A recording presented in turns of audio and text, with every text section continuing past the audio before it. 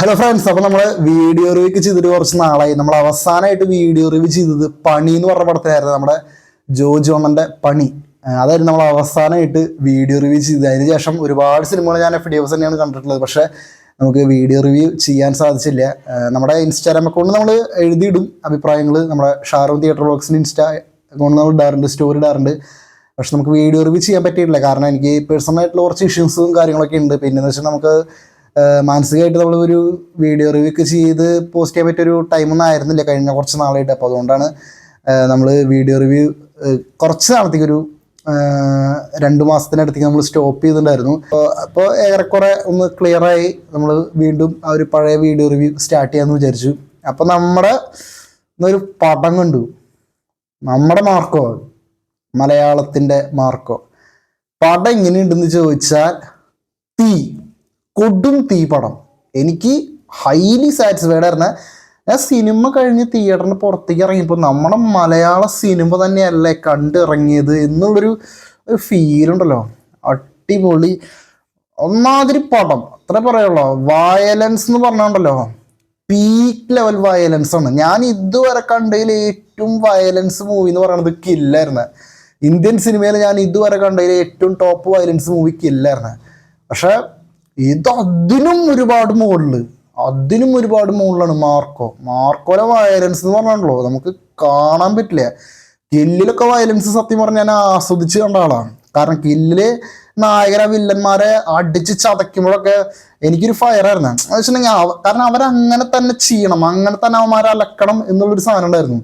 അതുകൊണ്ട് തന്നെ നമുക്ക് ആ വയലൻസ് ആസ്വദിക്കാൻ പറ്റും, അവന്മാരെ തിരിച്ച് നായകൻ കൊല്ലുമ്പോഴൊക്കെ, അടിച്ച് ചതയ്ക്കുമ്പോഴൊക്കെ. പക്ഷെ ഇവിടെ എന്ന് പറയുമ്പോൾ അങ്ങനെയല്ല അവസ്ഥ. ഇവിടെ അവസ്ഥ വ്യത്യാസമുണ്ട്. അതുകൊണ്ട് തന്നെ ഇതിലെ വയലൻസ് എന്ന് പറഞ്ഞാൽ ഞാൻ ആദ്യമായിട്ടായിരിക്കും കണ്ണൊക്കെ ഇങ്ങനെ പൊത്തി തിയേറ്ററിലിരിക്കുമ്പോൾ ക്ലൈമാക്സിന് തൊട്ട് മുമ്പുള്ള ചില സാധനങ്ങളൊക്കെ ഉണ്ട്. അപ്പോൾ അതൊക്കെ ആയപ്പോൾ ഞാൻ എൻ്റെ അപ്പുറത്തിരിക്കണ നമ്മുടെ ചെക്കനെടുത്ത് പറഞ്ഞാൽ നമുക്ക് പോയാലോ എന്ന് വരെ തോന്നിപ്പോയ രീതിയിലുള്ളൊരു വയലൻസ്. ഫാമിലിന്നായിട്ട് നിങ്ങൾ ഇത് കാണാൻ പോകരുത്.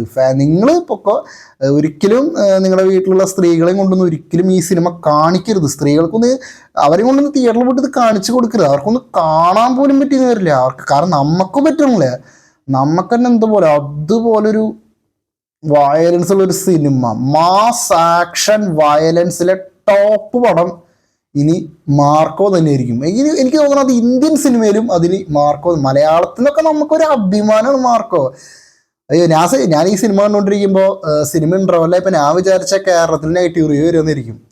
പടം ഇൻട്രോവല്ലായപ്പോഴേ ഞാൻ വിചാരിച്ചു ഇവിടെ നെഗറ്റീവ് ആയിരിക്കും. കാരണം നമ്മുടെ ആൾക്കാരെന്ന് പറയുമ്പോൾ മലയാളികൾ എന്തോ വലിയ സംഭവമാണ്, ഇവർ അംഗീകരിച്ചാലാണ് ഒരു സിനിമ നല്ലതാണെങ്കിൽ മലയാളികളുടെ സർട്ടിഫിക്കറ്റ് വേണമെന്നുള്ള പോലെയായിരുന്നു. ഈ പുഷ്പ 2 ഒക്കെ ഇറങ്ങിയപ്പോൾ ശരിക്കും കണ്ടത്.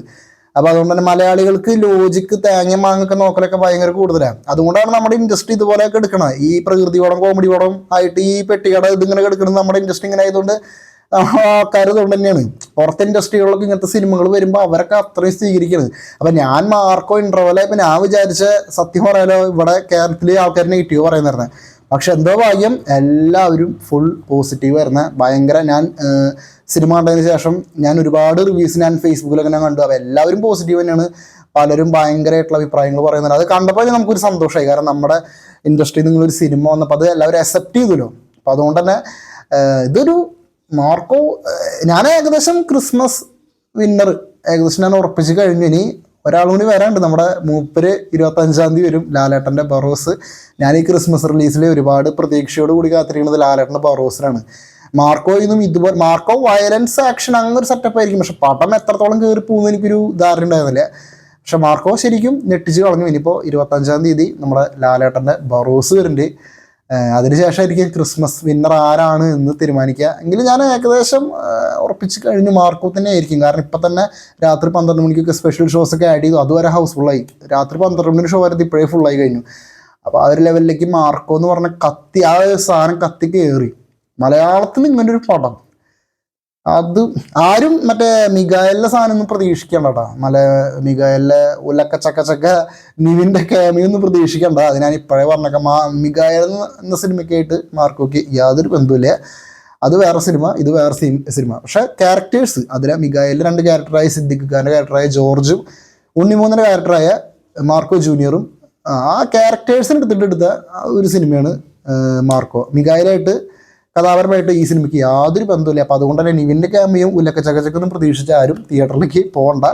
നമ്മുടെ മലയാളത്തിൻ്റെ മാർക്കോ കൊടുത്ത പൈസ വസൂലാണ്. ഞാൻ വീണ്ടും പറയുന്നു, വയലൻസ് അമ്മാതിരി വയലൻസാണ്, അമ്മാതിരി വയലൻസാണ്. സെക്കൻഡ് ഹാഫിലൊക്കെ ചില സാധനങ്ങളുണ്ട്, അജാതി വയലൻസാണ്. അപ്പോൾ വയലൻസ് സിനിമ ഇഷ്ടപ്പെടുന്നവർ അല്ലെങ്കിൽ അത് കണ്ടിരിക്കാൻ പറ്റുന്നവരൊക്കെ തിയേറ്ററിലോട്ട് പോയാൽ മതി. അല്ലാത്ത മനക്കെട്ടില്ലാത്തവരൊന്നും മാർക്കോ കളിക്കുന്ന തിയേറ്ററിൻ്റെ പരിസരത്തേക്ക് പോകണ്ട. അജാതി സാധനമാണ്. ഞാൻ എന്തായാലും ഉറപ്പിച്ച് പറയാം, ഞാൻ ഇതുവരെ കണ്ടതിൽ ഏറ്റവും ടോപ്പ് വയലൻസ് മൂവി ഇതുവരെ കില്ലായിരുന്നു ഏറ്റവും ടോപ്പ് വയലൻസ്. പക്ഷെ ഇനി അങ്ങോട്ട് മാർക്കോ വയലൻസ് എന്ന് കേട്ടാൽ എൻ്റെ മനസ്സിലേക്ക് ആദ്യം വരുന്ന പേര് ഇനി മാർക്കോ എന്നായിരിക്കും. അജാതി പാടണല്, അമ്മാതിരി പാട്ടം. ഹാനിഫ് അദീനയുടെ വമ്പൻ തിരിച്ചു വരവ്. ഉണ്ണിമൂന്തൻ, അയ്യോ ഇനി പറയേണ്ട മെയിൻ കാര്യം ഉണ്ണിമൂന്തൻ. പുള്ളിക്കിനി വൺ ലെവലിലേക്ക് മാറും, വൺ റേഞ്ച് ആവും. എനിക്ക് തോന്നുന്നു പാൻ ഇന്ത്യൻ ലെവലിൽ ഉണ്ണിമൂന്തൻ ഭയങ്കര ആള്. എന്തൊരു ഉണ്ണിമൂന്തൻ്റെ ആ സ്വാഗും ആളുടെ ഒരു മാസ്, ആളുടെ സ്ക്രീൻ പ്രസൻസ് ഈ പടത്തിൽ അന്യായാണ്. ഉണ്ണിമൂന്തൻ്റെ ഒരു സ്ക്രീൻ പ്രസൻസ് മാർക്കോല്. ആള് ഏകദേശം സിനിമ തുടങ്ങി 1/2 മണിക്കൂർ കഴിഞ്ഞിട്ടാണ് പുള്ളി പറഞ്ഞത്. ആള് വന്നത് തൊട്ട് ഒരു പള്ളിയിലേക്ക് വരുന്നൊരു സീനുണ്ട് ഒരടക്കിന്. അത് ആരെയൊന്നും ഞാൻ പറയണില്ല, നമ്മൾക്ക് അത് സിനിമയുടെ ഉള്ളിലോട്ട് കിടക്കണം പോലെ. അതുകൊണ്ട് തന്നെ ഒരു മരിച്ചടപ്പിന് ആളുടെ പള്ളിയിലോട്ട് വരുന്നൊരു ആ സീൻ്റെ മേക്കിങ്, ഉണ്ണിമുകുന്ദൻ്റെ പെർഫോമൻസ്, ആളുടെ സ്ക്രീൻ പ്രസൻസ്, ആളുടെ സ്വാഗ്, ആ സാധനങ്ങളൊക്കെ ആ ഒരൊറ്റ സീനിൽ അവിടെ വരുന്നൊരു സ്കോറ് കാര്യങ്ങളൊക്കെ ഉണ്ട്. മലയാളത്തിൽ നിന്ന് ഇങ്ങനൊരു പാട്ടാണ്. ഞാൻ ശരിക്കും ഹാപ്പിയാണ്. നമ്മുടെ ഇൻഡസ്ട്രിയിലെ റേഞ്ച് മാറ്റാൻ ഇങ്ങനത്തെ പടങ്ങൾ വരണം, ഇതുപോലത്തെ പടങ്ങൾ വരണം നമ്മുടെ ഇൻഡസ്ട്രിയിൽ നിന്ന്. നമ്മുടെ ഇൻഡസ്ട്രി അങ്ങോട്ട് വളരണം. മാർക്കോ എന്തായാലും നല്ലൊരു അത് തന്നെയാണ്, ഒരു ബെഞ്ച് മാർക്ക് എന്നൊക്കെ പറയണ പോലൊരു സാധനം മാർക്കോയിലുണ്ട്. എന്തായാലും ഞാൻ ഭയങ്കര ഹാപ്പിയാണ്. ഉണ്ണിമൂന്തൻ ഇനി ഈ ഒരൊറ്റ പടത്തോടു കൂടി കയറും. ആള് ഈ ഒരൊറ്റ സിനിമയോട് കൂടി ഒരു വൻ ലെവലിലോട്ട്, ഇതുവരെ ഉണ്ടായിരുന്ന ഒരു റേഞ്ച് ഓൾറെഡി മാളികപ്പുറം ഇറങ്ങിയതിന് ശേഷം പുള്ളിയുടെ ഒരു ഇത് മാറിയിട്ടുണ്ട്. ഇതോടുകൂടി വണ്ടി ഇതിലോട്ട് വളരും. അപ്പോൾ വൺ തിയേറ്റർ എക്സ്പീരിയൻസ് ആയിരുന്നു മാർക്കോ. സാധിക്കുന്ന ഒരു തിയേറ്ററിൽ പോയിട്ട് കാണുക. പിന്നെ വയലൻസിൻ്റെ കാര്യം ഞാൻ വീണ്ടും ഓർപ്പിക്കണു, അപ്പോൾ അത് നിങ്ങളൊന്ന് ശ്രദ്ധിച്ചോ. തിയേറ്റർ എക്സ്പീരിയൻസ് ഡിമാൻഡ് ചെയ്യുന്നൊരു പടം തന്നെ നമ്മുടെ മലയാളത്തിൻ്റെ വെടിച്ചിൽ മാർക്കോ. പറ്റുന്നവർ തിയേറ്ററിൽ തന്നെ പോയി കണ്ടോ. കാരണം ഇങ്ങനത്തെ സിനിമകൾ നമ്മൾ പ്രോത്സാഹിപ്പിക്കണം. ഇതുപോലുള്ള പടങ്ങൾ മലയാളത്തിൽ വരണം. ഇങ്ങനത്തെ റേഞ്ച് പാൻ ഇന്ത്യൻ ലെവലിൽ റേഞ്ചാണ് പടങ്ങൾ നമ്മുടെ ഇൻഡസ്ട്രിയിലും വരണം. പറ്റുന്നവർ എന്തായാലും പോയി കണ്ടു നോക്കുക.